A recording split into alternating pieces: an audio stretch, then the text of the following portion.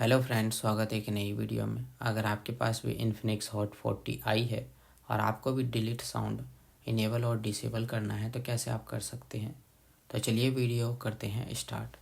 सबसे पहले आपको अपने फ़ोन में सेटिंग्स को करना है ओपन करेंगे तो आपको इस टाइप का इंटरफेस देखने को मिलेगा। ऊपर की तरफ स्क्रॉल करना है, साउंड एंड वाइब्रेटिंग पर क्लिक करना है। उसके बाद आपको इस टाइप का इंटरफेस देखने को मिलेगा। ऊपर की तरफ स्क्रॉल करना है, हैप्टिक्स एंड साउंड पर क्लिक करना है।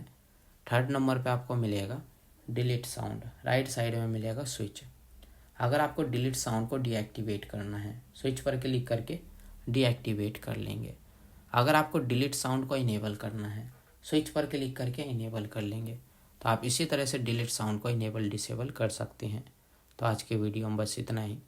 और हमारे वीडियो देखने के लिए share, subscribe, like, bell icon के बटन ज़रूर दबा दें ताकि आने वाले वीडियो का नोटिफिकेशन आपको मिलता रहे। मिलते हैं नेक्स्ट वीडियो में एक नई टॉपिक के साथ। तब तक के लिए नमस्कार।